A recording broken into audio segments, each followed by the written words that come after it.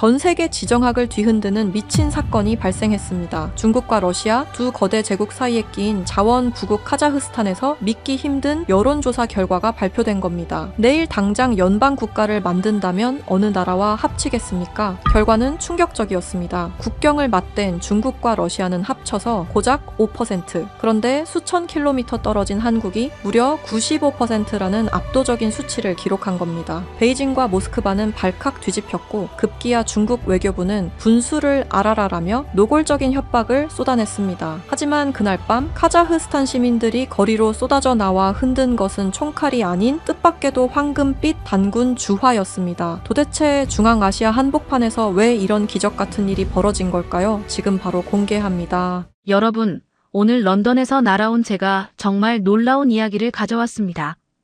카자흐스탄이라는 나라를 떠올려 보세요. 중앙아시아의 거인, 한때 실크로드를 호령하며 광활한 대륙을 누볐던 유목민의 후예들이에요. 지금 인구는 2천만 명, 대한민국 수도권 인구보다 적습니다. 하지만 국토 면적은 세계 9번째, 한반도의 12배가 넘요. 끝없이 펼쳐진 초원과 만년설, 그리고 땅 밑에는 원유, 천연가스, 우라늄, 히토류가 가득 묻혀있는 엄청난 자원 부국이에요. 그런데 이 카자흐스탄에서 전 세계를 깜짝 놀라게 한 여론조사 결과가 나왔습니다. 질문은 이랬어요. 만약 다른 나라와 경제 연방 국가를 만든다면 어느 나라를 선택하겠습니까? 결과가 어떻게 나왔는지 아세요? 한국이 95%로 압도적 1위였습니다. 95%예요, 여러분. 그런데 과거 핏줄처럼 연결되어 있던 종주국 러시아는요, 고작 3%였어요. 3%입니다. 거대한 자본을 쥐고 있는 국경 맞댄 이웃나라 중국은 겨우 2%밖에 못 받은 거예요. 두 강대국이 합쳐서 5%밖에 못 받은 겁니다. 이 소식이 전해지자 베이징과 모스크바가 발칵 뒤집혔습니다. 중국 외교부 건물에 긴급회의 소집령이 떨어졌어요. 관료들이 허겁지겁 모여들었죠. 이게 무슨 소리야? 카자흐스탄이 한국과 합치겠다고. 중국 관영 매체들이 일제히 움직이기 시작했습니다. 신화통신 환구시보가 카자흐스탄을 향해 일제히 포문을 열었어요. 배은망덕한 나라, 역사를 잊은 민족, 서방과 한국의 앞잡이. 온갖 비난이 쏟아졌습니다. 중국 외교부 대변인이 정례 브리핑에서 마이크를 잡았어요. 기자들 앞에서 이렇게 말했습니다. 카자흐스탄은 중국과 러시아의 영향권에 있는 나라다. 분수를 알아야 한다. 영향권이라는 단어가 카자흐스탄을 폭발시켰어요. 그날 밤 카자흐스탄 SNS가 들끓었습니다. 우리가 너희 속국이냐? 유목민의 후예를 무시하지 마라. 영향권, 웃기지 마라. 수도 아스타나 중심가에서는 시민들이 거리로 쏟아져 나왔어요. 손에 태극기와 카자흐스탄 국기를 함께 들고 있었죠. 심지어 지갑에서 고대 한국의 상징이 새겨진 황금빛 단군 주화를 꺼내 흔들기 시작했습니다. 여러분, 도대체 왜 이렇게 됐을까요? 왜 카자흐스탄 국민들은 바로 옆에 있는 거대한 두강대국을 이토록 싫어하게 됐을까요? 그리고 왜 95%가 멀리 떨어진 한국을 선택한 걸까요? 오늘 저널리스트인 제가 그 이야기를 처음부터 끝까지 풀어드리겠습니다. 카자흐스탄이 거대 이웃나라들을 싫어하는 건 하루아침에 생긴 감정이 아닙니다. 수백 년이 넘는 역사가 켜켜이 쌓여 만들어진 거예요. 시계를 과거 제정 러시아 시대로 돌려보겠습니다.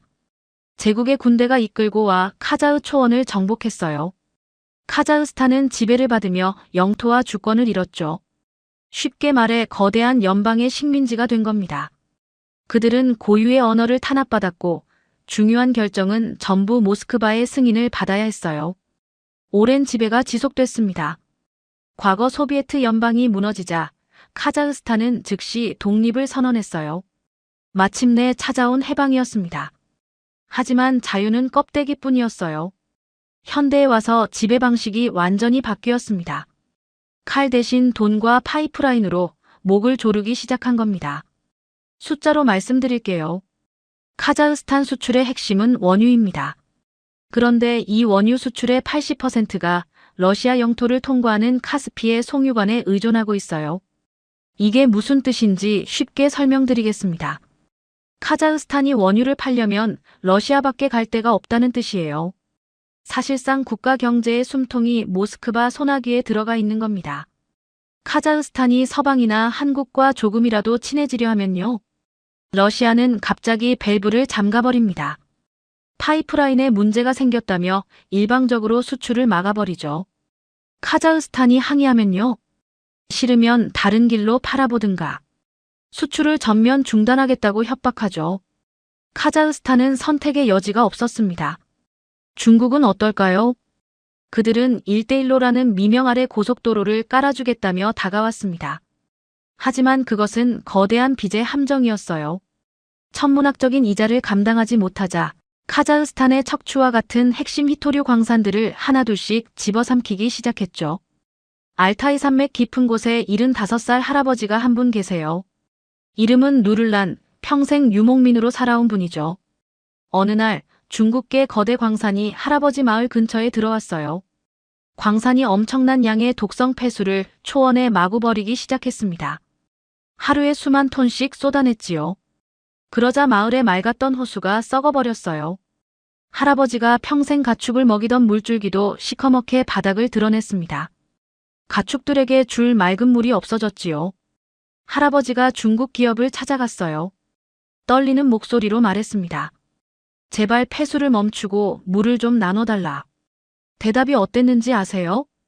우리는 카자흐스탄 정부한테 돈을 다 냈다. 당신한테 허락받을 의무 없다. 할아버지는 그 자리에서 고개를 떨구셨어요. 삶의 터전을 잃은 거죠. 그해 여름부터 가축들이 죽기 시작했습니다. 오염된 물을 먹은 말들이 하나둘 쓰러졌어요. 귀한 말 60마리를 잃었습니다. 삶의 터전이 완전히 사라졌죠. 수십 년 유목 인생이 강대국의 탐욕 때문에 무너져 내린 겁니다. 이들의 일상은 매일매일이 벼랑 끝이었습니다. 거대한 영토를 가졌지만 두 강대국 사이에서 철저하게 경제적 숨통이 조여지고 있었죠. 하지만 모든 희망이 사라졌다고 믿었던 바로 그 순간이었습니다. 도대체 어떻게 이 절망적인 상황 속에서 보되 한국의 상징이 새겨진 황금빛 단군 주화가 세상 밖으로 나오게 된 것일까요? 그 답을 찾기 위해 저는 거시적인 통계 뒤에 숨겨진 진짜 얼굴들을 만나러 카자흐스탄 현지로 직접 들어갔습니다. 국가와 국가가 벌이는 거대한 지정학적 체스. 게임에서 가장 먼저 희생되는 것은 언제나 평범한 사람들의 일상입니다. 모스크바의 크렘린궁과 베이징의 중나나이에서 결정된 냉혹한 서류 한 장은 수천 킬로미터 떨어진 카자흐스탄. 초원 위에서 누군가의 밥줄을 끊고 누군가의 숨통을 조이고 있었습니다. 저는 거시적인 지표 뒤에 가려진 진짜 현실을 마주하기 위해 카자흐스탄 남부의 거대한 화물 집화장으로 향했습니다. 수도 아스타나를 벗어나 남쪽으로 차를 몰수록 풍경은 점점 황량해졌습니다. 아스팔트가 끊어진 자리에 자갈길이 시작됐고 자갈길마저 사라진 곳에는 얼어붙은 진흙 위로 바퀴 자국만 남아 있었습니다. 차창 밖으로 펼쳐지는 광활한 초원은 끝이 보이지 않았습니다. 한때 유목민들이 말을 달리며 세상 누구에게도 고개 숙이지 않았던 그 위풍당당한 땅이 지금은 차가운 바람만 쓸쓸히 가로지르고 있었습니다. 이따금씩 도로 옆에 버려진 녹슨 기계들이 눈에 띄었습니다. 중국계 기업들이 자원을 싹쓸이하고 떠나면서 남긴 흔적들이었습니다. 쓸모가 다한 땅에 쓰레기를 투기하듯 내팽개친 고철 덩어리들이 초원 위에 흉물스럽게 박혀 있었습니다. 살을 에이는 듯한 칼바람이 부는 공터 한가운데 시동이 꺼진 거대한 25톤 화물 트럭 한 대가 외롭게 서 있었습니다. 그 차가운 운전석에서 며칠째 숙식을 해결하고 있는 40대의 트럭 기사 아리스탄 씨를 만났습니다. 그의 이름 아리스탄은 카자흐어로 사자라는 뜻입니다. 한때 끝없는 초원을 말 타고 달리던 자랑스러운 유목민의 피가 흐르는 남자였지만 지금 그의 어깨는 한없이 처져 있었습니다.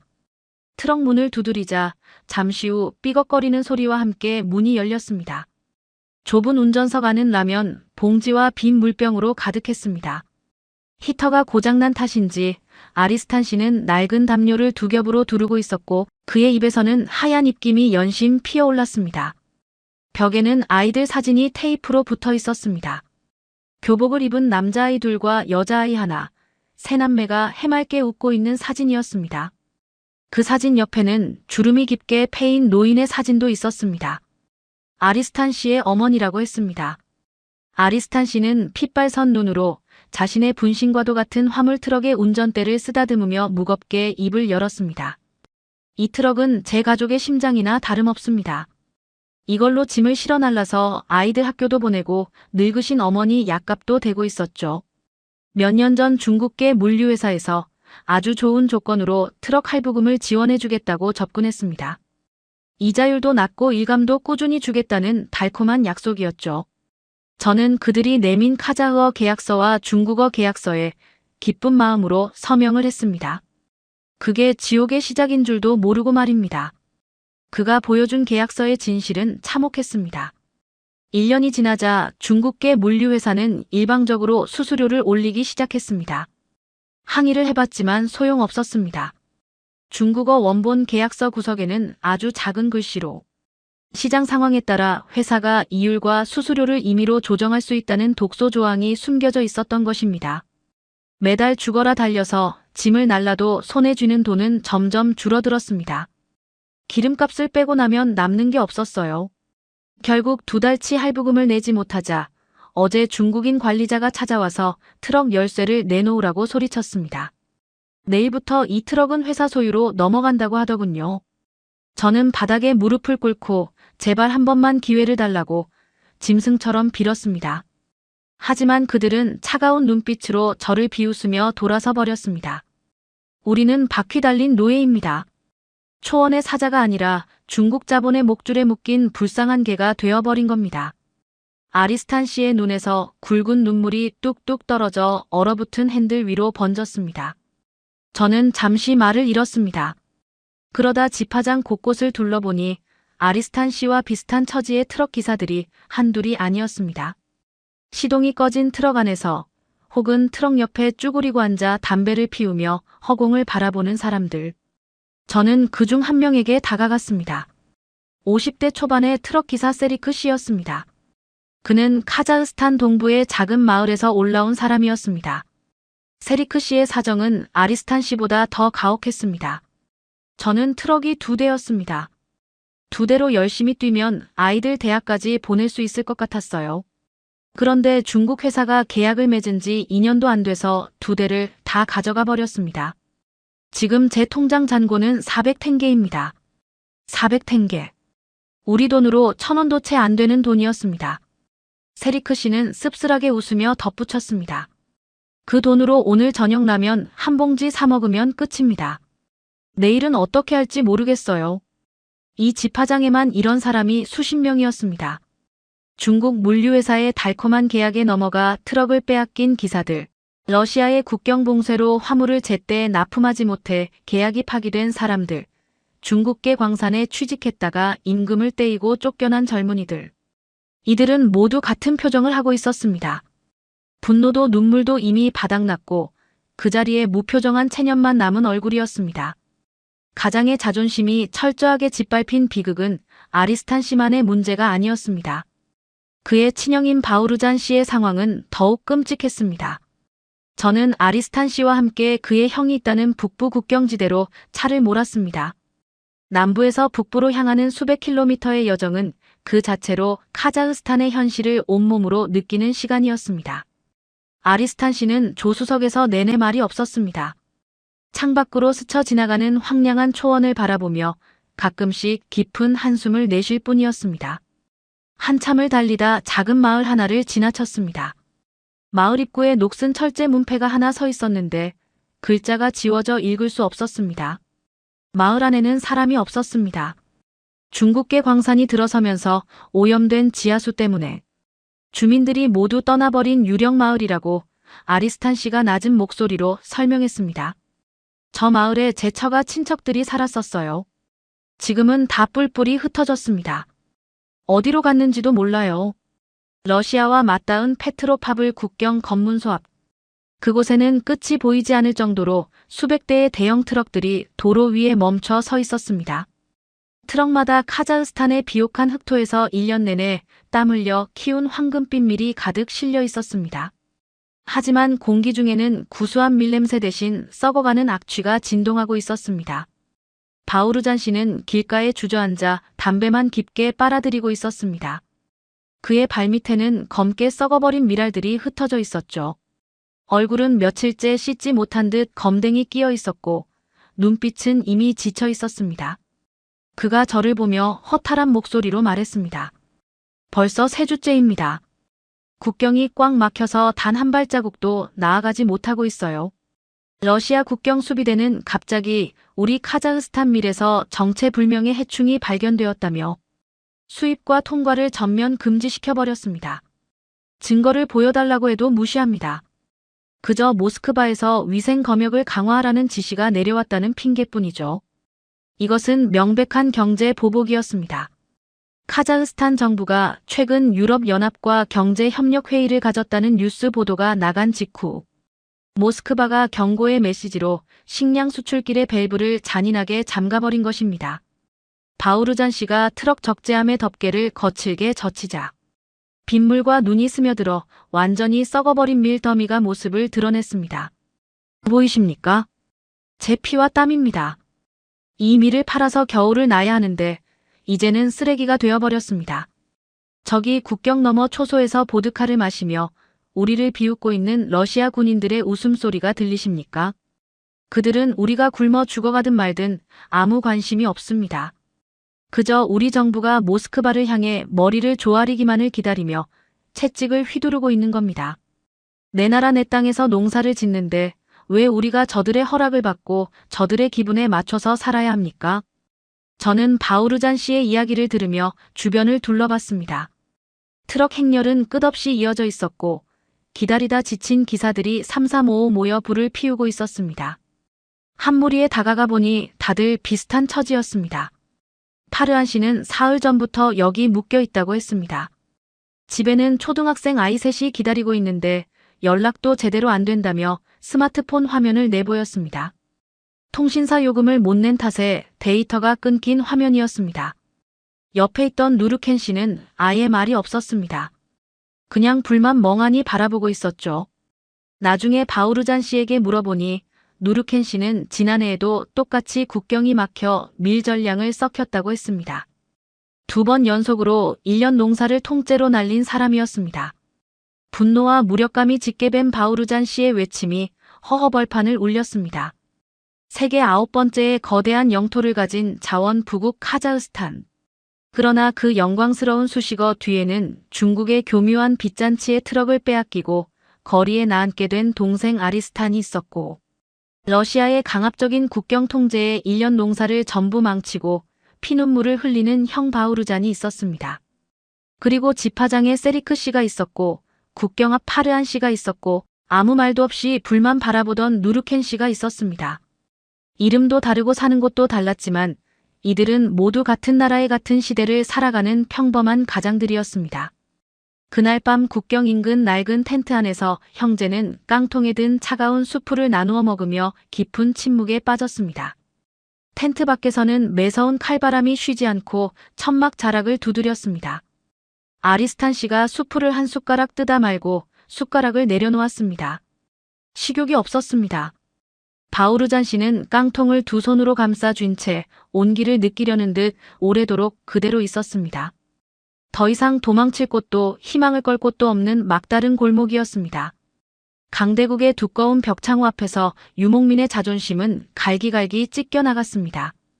바로 그 순간이었습니다. 텐트 구석에 놓여있던 낡은 라디오에서 지지직거리는 잡음을 뚫고 긴급 뉴스 속보가 흘러나오기 시작했습니다. 평소 같으면 정부의 지루한 선전 방송이려니 하고 꺼버렸겠지만 앵커의 떨리는 목소리가 두 형제의 행동을 멈추게 만들었습니다. 국민 여러분, 방금 전 알타이 산맥 깊은 곳 유적지에서 전 세계 사학계를 발칵 뒤집어 놓을 엄청난 규모의 고대 유물이 무더기로 발굴되었다는 소식입니다. 카자흐스탄과 한국의 합동 고고학 발굴팀이 찾아낸 이 유물은 우리 민족의 진짜 뿌리가 어디를 향하고 있는지 증명하는 완벽한 증거라고 합니다. 라디오의 볼륨을 높이는 아리스탄 씨의 손이 미세하게 떨리고 있었습니다.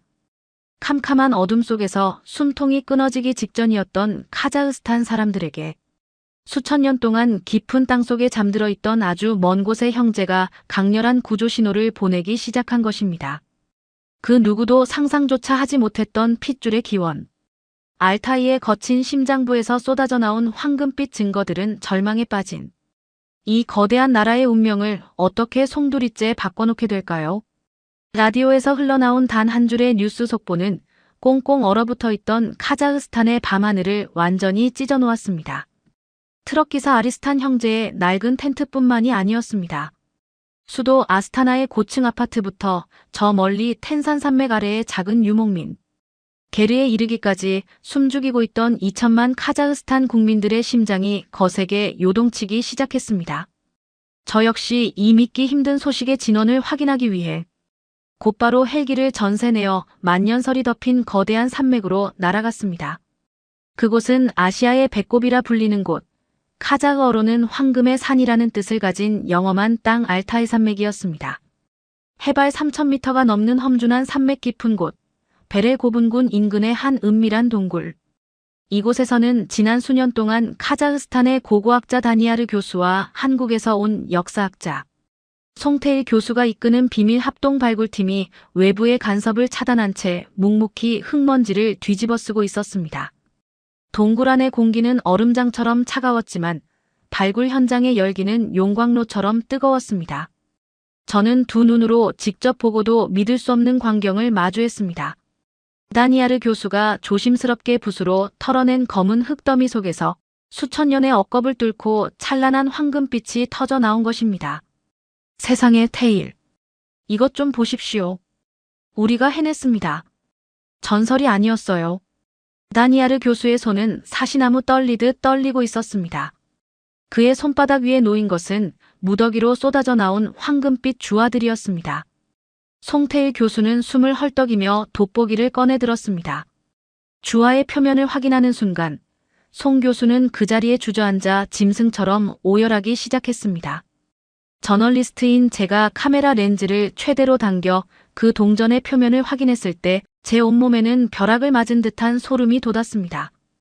그 황금 주화의 앞면에는 고대 한국의 기원, 바로 고조선의 막강한 군사력을 상징하는 비파형 동검이 너무나도 선명하게 양각되어 있었습니다. 그리고 그 옆에는 한민족의 탄생 설화에 등장하는 신성한 곰의 형상이 새겨져 있었죠. 뒷면에는 더욱 충격적인 증거가 남아 있었습니다. 고대 알타이 문자와 초기 형태의 한글 자음이 기묘하게 얽혀 하나의 완벽한 문장을 이루고 있었습니다. 송태일 교수가 눈물을 닦으며 제게 떨리는 목소리로 설명했습니다. 기자님, 이것은 단순한 돈이 아닙니다. 수천 년 전 알타이 산맥을 중심으로 유라시아 대륙을 호령했던 위대한 연맹국가의 증표입니다. 우리는 그동안 카자흐스탄과 한국이 알타이어족이라는 언어적 뿌리를 공유한다고만 믿어왔습니다. 주어가 먼저 오고 목적어가 오고 동사가 맨 끝에 오는 똑같은 문법 구조 말입니다. 하지만 이 주어는 언어를 넘어 우리가 완전히 같은 피를 나누고 같은 문화를 공유했던 하나의 형제국이었음을 완벽하게 증명하는 역사적 물증입니다. 발굴 현장에는 카자흐스탄과 한국의 연구원들이 뒤엉켜 부둥켜 앉고 눈물을 흘리고 있었습니다. 언어도 다르고 국적도 달랐지만 그들의 검은 머리와 검은 눈동자, 그리고 몽골 반점이라는 육체적 증거는 수천 년의 시간을 건너뛰어 서로가 한 핏줄임을 너무나도 뚜렷하게 증명하고 있었습니다. 이 위대한 발견의 소식은 모스크바의 통제도, 베이징의 검열도 소용없이 모래바람을 타고 카자흐스탄 전역으로 퍼져나갔습니다. 사람들의 반응은 폭발적이었습니다. 그것은 단순한 고고학적 호기심이 아니었습니다. 중국의 천문학적인 빛과 러시아의 군사적 횡포 아래에서 서서히 숨이 끊어져 가던 유목민들에게 이 유물은 어둠 속에서 내려온 거대한 동아줄과도 같았습니다. 수도 아스타나의 광장에는 수십만의 인파가 자발적으로 쏟아져 나왔습니다. 그들의 손에는 카자흐스탄의 하늘색 국기와 대한민국의 태극기가 함께 펄럭이고 있었습니다. 국경에서 썩어가는 밀을 보며 절망했던 트럭기사 형제도 그 군중 속에 서 있었습니다. 아리스탄 씨가 붉어진 눈시울로 카메라를 향해 소리쳤습니다. 우리는 고아인 줄 알았습니다. 거대한 초원 위에 홀로 버려진 채 강대국들의 살점을 뜯어먹히는 불쌍한 짐승인 줄만 알았습니다. 그런데 아니었어요.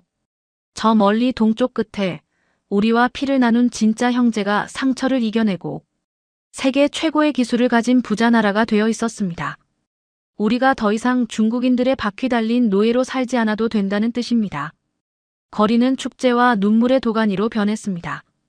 학자들은 TV에 나와 카자흐어와 한국어의 놀라운 유사성을 설명했고 젊은이들은 스마트폰으로 한국의 문화를 공유하며 형제의 나라에 열광했습니다. 핏줄이라는 강력한 원초적 본능이 이 거대한 나라의 패배주의를 단숨에 씻어내버린 것입니다. 이 엄청난 국민적 각성은 국가의 최고 권력자를 움직였습니다. 카자흐스탄 대통령은 긴급국가안전보장회의를 소집했습니다. 하지만 상황은 결코 호락호락하지 않았습니다. 베이징의 외교부는 즉각 경제 보복을 암시하는 서한을 보냈고 국경 너머에서는 러시아 전차부대의 엔진 소리가 으르렁거리고 있었습니다. 핏줄의 부름에 응답하는 것은 곧 두 거대한 제국과의 전면전을 의미했습니다. 아무리 역사의 기원이 같다고 한들 냉혹한 국제정치의 현실 앞에서 카자흐스탄 정부가 스스로 호랑이 아가리 속으로 걸어 들어가는 미친 결정을 내릴 수 있을까요? 모두가 숨죽여 지켜보던 그날 밤 대통령의 집무실 책상 서랍에는 아주 낡고 빛바랜 흑백 사진 한 장이 들어 있었습니다. 과거 전쟁의 폐허 속에서 맨몸으로 기적을 만들어낸 전설적인 한국 기업인의 사진이었습니다. 그 포기를 모르는 개척자의 정신을 떠올리며 대통령은 마침내 세계를 발칵 뒤집어 놓을 일생일대의 결단을 향해 걸음을 내딛기 시작했습니다. 알타이 산맥 깊은 동굴에서 불어온 핏줄에 뜨거운 바람은 수도 아스타나의 웅장한 대통령궁 철문을 강하게 흔들고 있었습니다. 하지만 수천 년의 감동적인 역사적 진실 앞에서도 국제 정치의 현실은 베일듯이 차갑고 냉혹했습니다. 영국의 베테랑 저널리스트인 저 알리스터 헤이스팅스가 내부 정보원으로부터 단독으로 입수한 바에 따르면 그날 밤 카자흐스탄 대통령의 집무실 책상 위에는 두 장의 섬뜩한 특급 기밀 서류가 놓여 있었습니다. 하나는 중국 베이징 중난하이에서 날아온 붉은색 직인이 찍힌 최후 통첩이었습니다. 1대1로 인프라 사업으로 빌려준 천문학적인 달러 채무의 만기를 일방적으로 앞당기고 당장 이번 주말까지 상환하지 않으면 카자흐스탄 남부의 핵심 히토류 광산 소유권을 중국 국영기업으로 강제 귀속시키겠다는 노골적인 협박장이었죠. 다른 하나는 모스크바 크렘린궁에서 보낸 작전 통보서였습니다. 카자흐스탄 북부 국경지대에서 러시아 최정예 기갑 사단과 공수부대가 투입되는 대규모 실탄 사격 훈련을 무기한 실시하겠다는 내용이었습니다. 훈련을 핑계로 국경을 완전히 봉쇄하고 언제든 전차의 포신을 아스타나로 돌릴 수 있다는 명백한 군사적 사형 선고나 다름없었습니다. 대통령 집무실에 긴급 소집된 강요들과 군 수뇌부 참모들은 창백하게 질린 얼굴로 격렬한 논쟁을 벌였습니다. 카자흐스탄 국방장관이 떨리는 목소리로 침묵을 깼습니다. 각하 핏줄도 좋고 역사도 좋지만 당장 내일 아침이면 국경 너머에서 러시아의 전차부대가 들이닥칠지도 모릅니다. 단군 주화라는 낭만적인 환상에 빠져 두 거대 제국과 동시에 등을 지는 것은 명백한 국가적 자살 행위입니다. 한국은 수천 킬로미터나 떨어져 있습니다. 그들이 우리를 위해 피를 흘려줄 리도 없고 중국의 저 거대한 빚더미를 대신 갚아줄 리도 만무합니다. 지금이라도 베이징과 모스크바에 특사를 보내 오해를 풀고 엎드려야 합니다. 강요들의 말은 지극히 현실적이었습니다. 아무리 국민들이 형제의 나라를 부르짖으며 태극기를 흔들고 있다고 한들 동북아시아 끝자락에 있는 한국이 중앙아시아 한복판에서 벌어지는 지정학적 위기를 막아줄 방패가 되기에는 너무 멀고 위험천만해 보였으니까요. 무거운 패배주의와 침묵이 짓누르던 집무실에서 대통령은 창밖에 매서운 눈보라를 한참 동안 응시했습니다. 그리고 천천히 책상 서랍을 열어 아주 낡고 빛바랜 흑백 사진 한 장과 두꺼운 기밀보고서, 뭉치를 꺼내 탁자 위에 올려놓았습니다. 대통령은 강요들을 한 명씩 차례대로 쳐다보며 묵직하고 단호한 목소리로 입을 열었습니다. 여러분의 두려움은 이해합니다. 하지만 이 사진을 똑똑히 보십시오. 이 흑백 사진 속의 인물은 과거 잿더미가 된 대한민국을 세계 10번째 경제대국으로 끌어올린 전설적인 개척자 정 회장이라는 분입니다. 냉전 시대에 서슬 퍼런 얼음 장막이 온 세상을 반으로 쪼개어 놓았던 시절이 있었습니다. 서방의 그 어떤 자본가들도 공산권 국가의 굳게 닫힌 문을 열 엄두조차 내지 못하고 두려움에 떨고 있을 때 이 한국인 정 회장은 모두가 미쳤다고 손가락질하는 놀라운 뚝심을 발휘했습니다. 대통령의 목소리에는 점점 강한 힘이 실리기 시작했습니다. 그분은 철의 장막으로 둘러싸인 냉전의 한복판에서도 아무도 감히 하지 못한 일들을 해냈습니다. 소련의 심장부에 직접 찾아가 거대한 건설 사업을 제안했고 총칼이 지배하던 이념의 장벽을 맨몸으로 부수고 들어가 새로운 경제 영토를 개척했던 위대한 승부사였습니다. 이념의 벽조차 막지 못한 것이 바로 한국인들의 개척 DNA입니다. 대통령은 주먹을 꽉 쥐고 탁자를 내리쳤습니다. 한국인들의 피 속에는 바로 이 대담한 불굴의 정신이 흐르고 있습니다. 폐허 속에서 맨손으로 기적을 만들어낸 나라입니다. 그들은 서방의 겁쟁이 자본가들처럼 주판알만 튕기며 위험을 피하는 나약한 자들이 아닙니다. 알타이의 부름을 받은 우리가 피를 나눈 형제로서 진심을 다해 먼저 손을 내민다면 대한민국은 과거 정 회장이 보여주었던 그 압도적인 돌파력으로 모든 방해물을 뚫고 이중앙아시아의 심장부에 진격해 들어올 것입니다. 저는 중국의 빚더미에 깔려 서서히 말라 죽거나 러시아의 군화 밑에서 영원한 노예로 사느니 차라리 우리 형제들의 위대한 뚝심에 카자흐스탄 국가의 명운을 온전히 걸겠습니다. 그 결연한 선언이 있은 다음 날 아침 카자흐스탄 국영방송을 통해 저녁에 생중계된 대통령의 대국민 담화는 그야말로 세계 지정학의 판도를 송두리째 뒤엎어버린 메가톤급 지진이었습니다. 대통령은 단상에 올라 조금의 흔들림도 없는 단호한 목소리로 전 세계를 향해 외쳤습니다. 친애하는 2천만 국민 여러분, 우리는 더 이상 강대국의 식탁 위에 놓인 값싼 자원 창고가 아닙니다. 억압과 빚의 쇠사슬을 끊어내고 우리와 수천 년의 알타이 뿌리를 완벽하게 공유하는 피를 나눈 형제국 대한민국과 손을 잡겠습니다. 카자흐스탄은 오늘부로 대한민국과 완벽한 하나의 경제 연방 국가로 나아갈 것을 전 세계에 엄숙히 선언합니다. 이 위대한 선언이 생중계되는 동안 알마티 중앙광장에 모여든 수백만 명의 시민들은 서로를 부둥켜 안고 오열했습니다. 중국 물류회사의 횡포에 트럭을 빼앗길 위기에 처했던 아리스탄 씨도 썩어가는 밀 더미 앞에서 짐승처럼 울부짖었던 바우르잔 씨도 낡은 모자를 집어 던지며 뜨거운 눈물을 쏟아냈습니다. 알타이 산맥에서 쏟아져 나온 황금빛 단군 주화를 하늘 높이 치켜든 시민들은 대한민국의 이름을 목이 터져라 연호했습니다. 이 소식을 접한 런던과 워싱턴의 서방 언론들은 경악을 금치 못했습니다.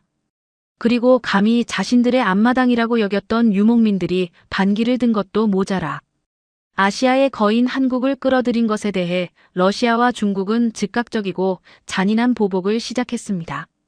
담화 발표 불과 몇 시간 만에 러시아는 카자흐스탄으로 향하는 모든 천연가스 송관을 차단해버렸고 중국은 통신망과 전력망 수출을 전면 통제했습니다. 수도 아스타나의 밤거리는 암흑천지로 변했고 사르 A는 추위가 시민들의 피부를 파고들었습니다. 두 강대국은 혹독한 추위와 공포 속에서 카자흐스탄 국민들이 스스로 무릎을 꿇고 애원하기만을 기다렸습니다. 그러나 어둠 속의 공포가 채 하루를 넘기기도 전인 다음 날 새벽이었습니다. 아스타나 국제공항의 통제탑 레이더망에 믿을 수 없는 거대한 비행체들의 신호가 무더기로 포착되기 시작했습니다. 칠흑 같은 밤하늘을 가르고 굉음을 내며 구름을 뚫고 내려온 것은 다름 아닌 대한민국의 국기. 태극기가 선명하게 래핑된 수십 대의 초대형 화물 수송기와 보잉 747 전세기 함대였습니다.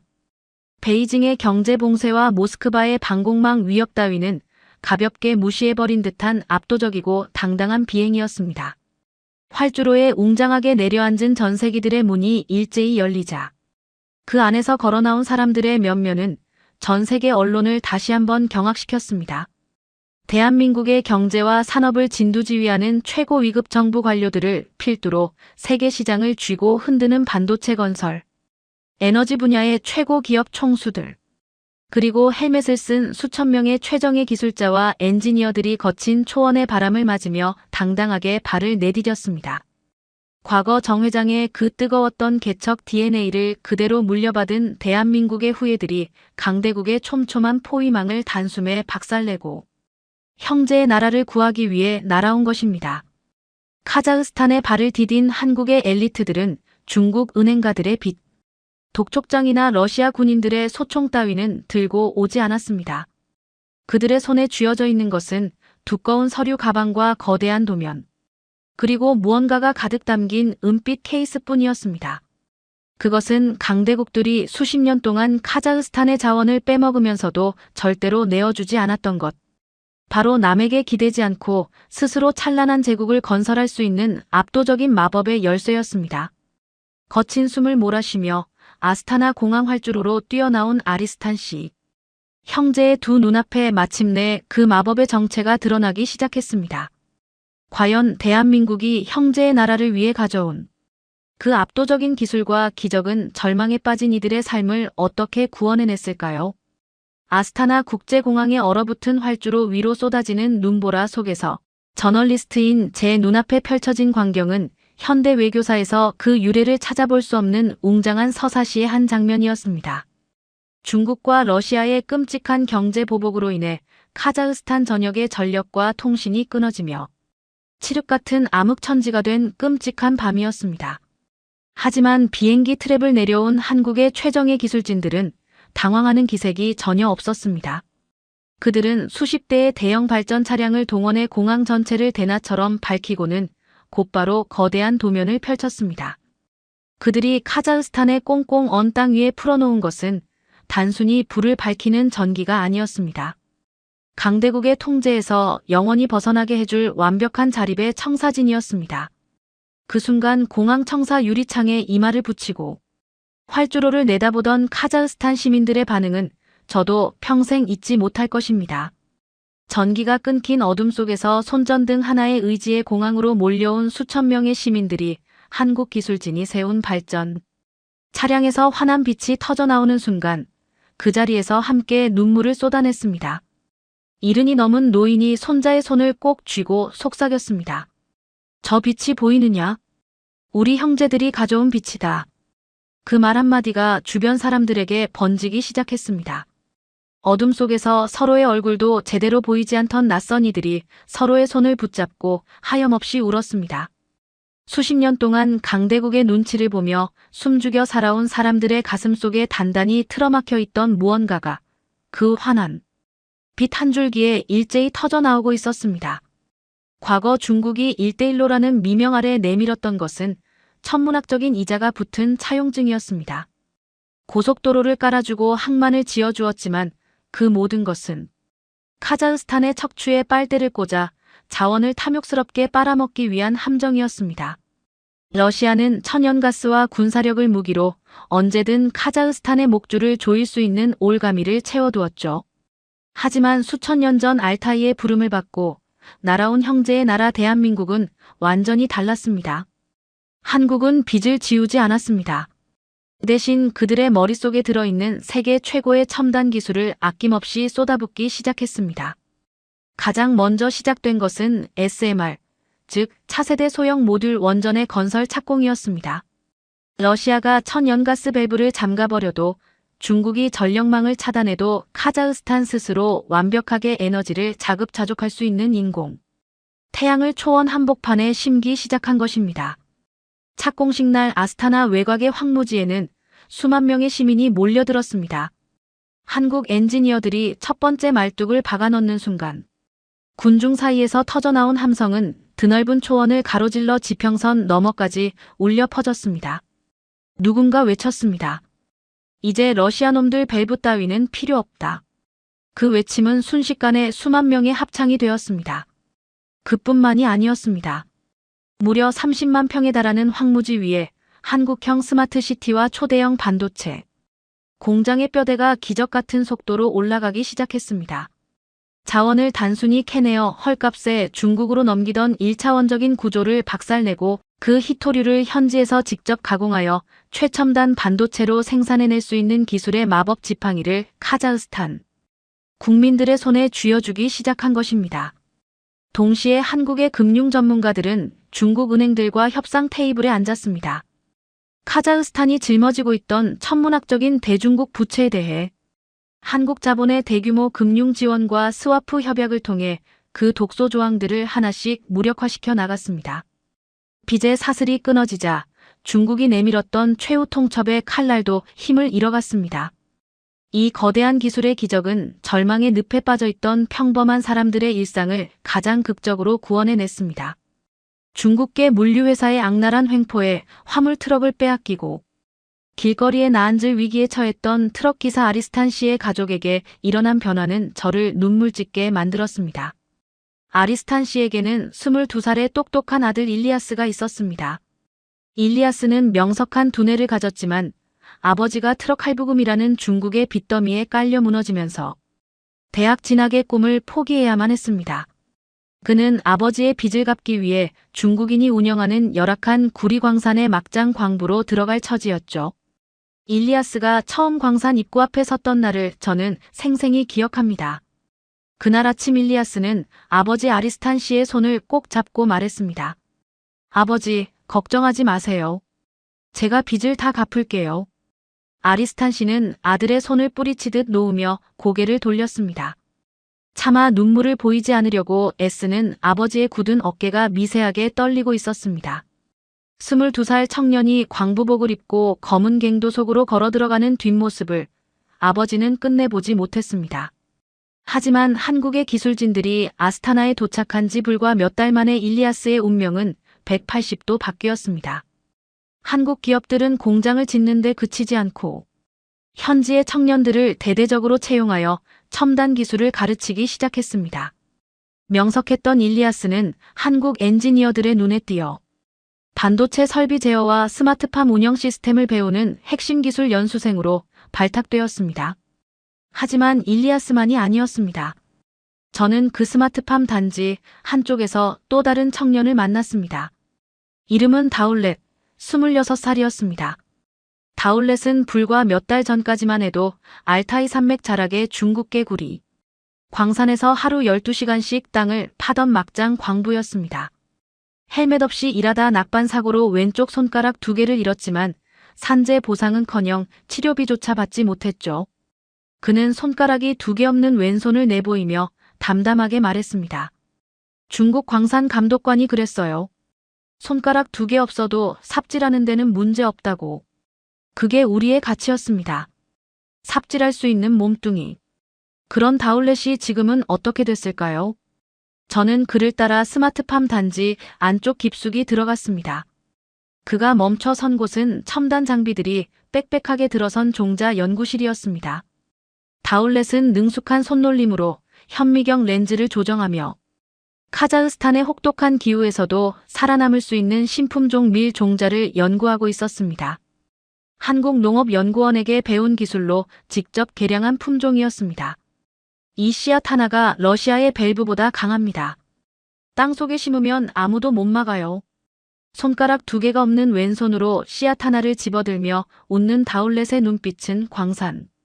갱도 속에서 삽을 들던 그 청년과는 완전히 다른 사람의 것이었습니다.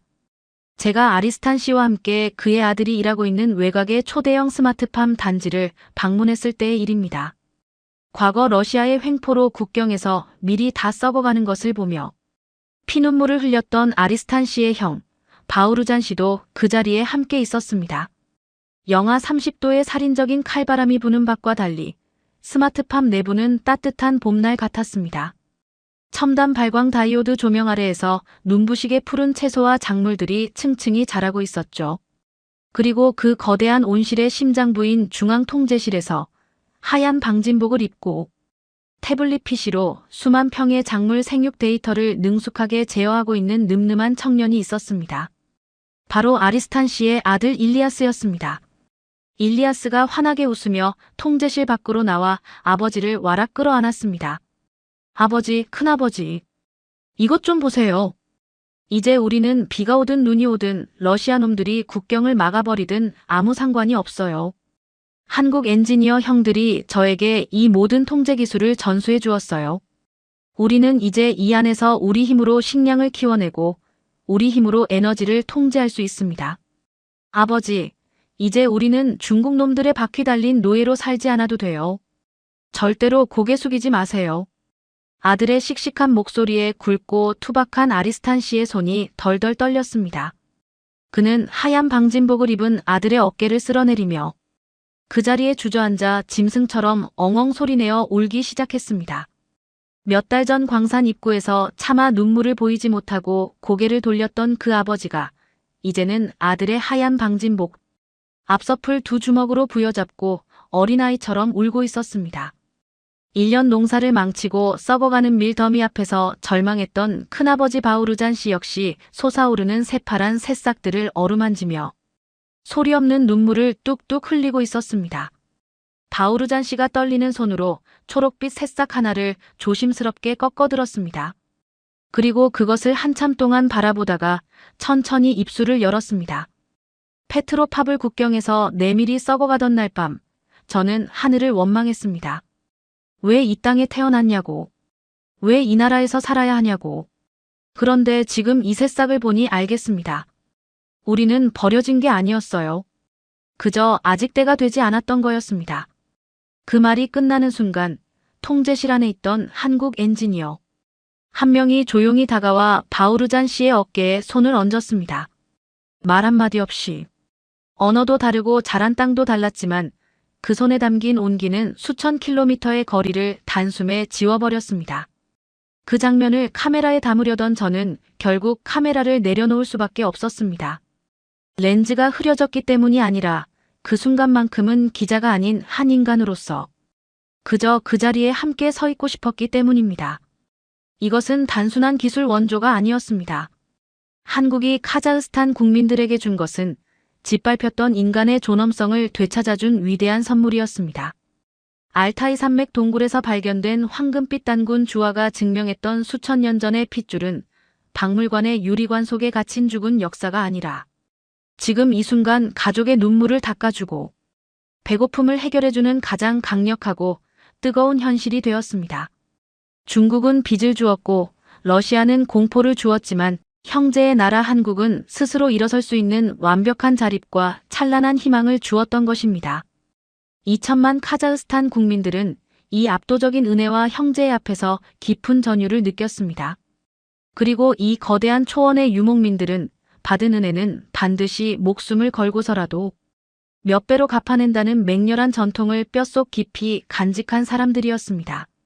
자신들의 숨통을 틔워준 형제국 대한민국을 위해 카자흐스탄 정부는 이제 전 세계의 지정학적 판도를 완전히 뒤집어버릴 전무후무하고 파격적인 카드를 꺼내들 준비를 마쳤습니다.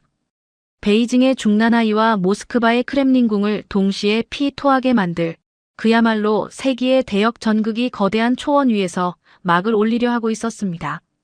아스타나의 밤하늘을 무겁게 짓누르던 기나긴 암흑은 한국 기술진이 세운 거대한 발전, 설비들에 의해 마침내 산산조각이 났습니다. 눈보라를 뚫고 쏟아지는 환한 불빛 아래에서 카자흐스탄 국민들은 거리로 쏟아져 나와 환호성을 질렀습니다. 중국과 러시아가 경제적 보복으로 목줄을 쥐고 흔들려 했던 잔인한 시도는 한국이 선물한 압도적인 기술의 빛 앞에 무참히 바스러지고 말았습니다. 하지만 이것은 거대한 역전극의 서막에 불과했습니다. 자신의 국민들을 빚의 수렁과 추위에서 구원해준 형제국 대한민국을 향해 카자흐스탄 정부는 전 세계 외교사를 통틀어 가장 파격적이고 웅장한 보훈의 카드를 꺼내 들었습니다. 저는 아스타나 독립궁전에 마련된 프레스센터의 맨 앞줄에 앉아 있었습니다. 수백 명의 외신 기자들이 숨을 죽이고 있는 가운데 카자흐스탄 대통령과 대한민국 정부의 핵심 대표단이 굳은 표정으로 단상에 올랐습니다. 단상 뒤로는 카자흐스탄의 하늘색 국기와 대한민국의 태극기가 나란히 걸려 있었습니다. 두 나라의 국기가 나란히 걸린 그 장면 하나만으로도 이미 전 세계 언론의 카메라 플래시가 쉴 새 없이 터졌습니다. 베이징과 모스크바에서 파견된 특파원들은 굳은 표정으로 노트를 꼭 쥔 채 앉아 있었고 워싱턴과 런던에서 온 기자들은 서로 눈빛을 교환하며 무슨 일이 벌어질지 촉각을 곤두세우고 있었습니다. 그리고 카자흐스탄 대통령의 입에서 나온 선언은 그곳에 모인 전 세계 특파원들의 펜을 완전히 멈추게 만들 만큼 압도적이었습니다.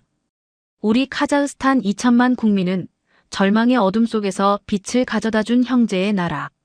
대한민국에게 우리 땅이 품고 있는 가장 위대한 자산을 온전히 내어주기로 결정했습니다. 오늘부로 카자흐스탄 전역에서 채굴되는 최고 등급의 우라늄과 핵심 히토류, 64종에 대한 독점 공급권 및 개발권을 향후 100년 동안 대한민국 정부와 기업에게 전면 양도합니다. 우리는 더 이상 강대국의 착취를 용납하지 않습니다. 우리의 자원은 오직 피를 나눈 형제, 대한민국의 첨단 산업을 우주 끝까지 밀어올리는 강력한 심장이 될 것입니다. 선언이 끝나는 순간 기자회견장은 그야말로 발칵 뒤집혔습니다. 여기저기서 의자를 박차고 일어서는 소리가 났습니다. 중국 특파원이 손을 번쩍 들며 소리쳤습니다. 이것은 국제법 위반입니다. 기존 협약은 어떻게 됩니까? 대통령은 그 질문을 향해 천천히 고개를 돌렸습니다. 그리고 조금의 흔들림도 없는 목소리로 대답했습니다. 우리는 모든 기존 채무를 이미 정리했습니다. 우리 땅에서 나는 우리 자원을 어디에 쓸지 결정하는 것은 카자흐스탄 국민의 권리입니다. 100년 독점. 이 한마디는 세계 경제의 패권 지도를 단숨에 찢어버리는 핵폭탄이었습니다. 우라늄은 인공지능 시대의 핵심인 원자력 발전의 피와 살이며 히토류는 스마트폰과 전기차, 첨단 무기 체계에 없어서는 안 될 미래 산업의 생명줄입니다. 지금까지 중국은 이 히토류 시장을 거의 독점하다시피 하며 전 세계를 상대로 깡패 같은 자원 무기화를 일삼아왔습니다. 그런데 그 중국마저도 군침을 흘리며 1대1로라는 빚의 함정을 파서라도 빼앗고 싶어 했던 카자흐스탄의 무궁무진한 지하자원이 통째로 한국의 손에 쥐어진 것입니다. 조인식이 끝난 직후 저는 프레스센터 밖으로 뛰쳐나왔습니다. 아스타나의 광장에는 이미 수십만 명의 시민들이 몰려들어 있었습니다. 조인식이 생중계되는 대형 스크린 앞에서 사람들은 서로를 부둥켜 안고 울고 있었습니다. 한 중년 여성이 태극기를 가슴에 꼭 끌어안은 채 하늘을 향해 외쳤습니다. 우리 아버지가 살아계셨다면, 우리 아버지가 이날을 보셨다면. 그 여성의 아버지는 소비에트 연방 시절 강제 이주 정책으로 고향을 잃은 분이었다고 옆에 있던 사람이 귀띔해줬습니다. 평생 러시아의 지배 아래 숨죽이며 살다 돌아가신 아버지를 떠올리며 딸은 끝없이 눈물을 흘렸습니다. 이 역사적인 조인식 장면이 전 세계로 타전되자 베이징의 중난하이와 모스크바의 크렘린궁은 그야말로 초상집으로 변했습니다.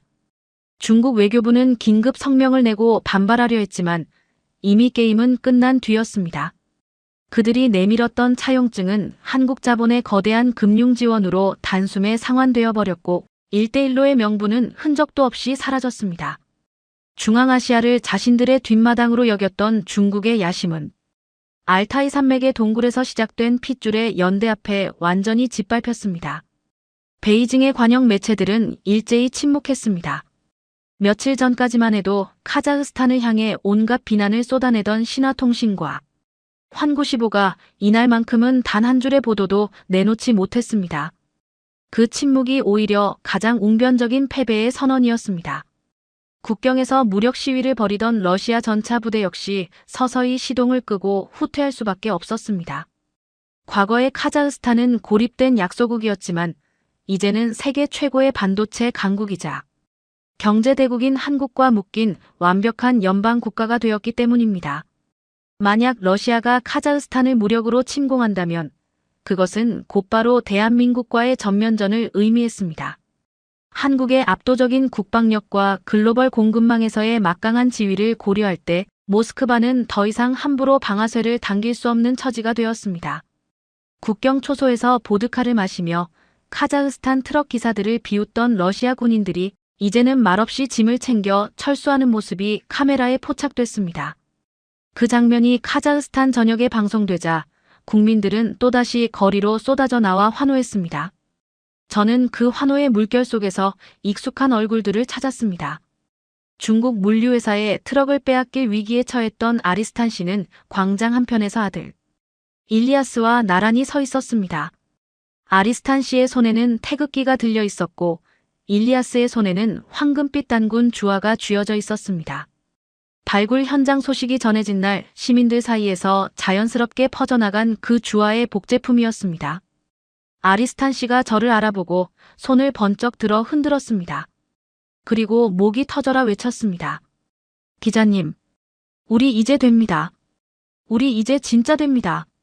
국경에서 썩어가는 밀더미 앞에 주저앉아 담배만 피워대던 바우르잔 씨는 어땠을까요? 저는 군중을 헤치며 그를 찾았습니다. 바우르잔 씨는 광장 중앙의 대형 스크린 바로 앞에 서 있었습니다. 조인식 장면이 반복해서 재생되는 스크린을 올려다보며 그는 아무 말도 하지 않았습니다. 다만 두 볼을 타고 흘러내리는 눈물을 닦지 않은 채 그저 그 화면을 바라보고 있었습니다. 제가 다가가 어깨를 두드리자 그가 돌아봤습니다. 그리고 한참 만에 입을 열었습니다. 국경에서 밀이 썩어갈 때 저는 하늘을 원망했습니다.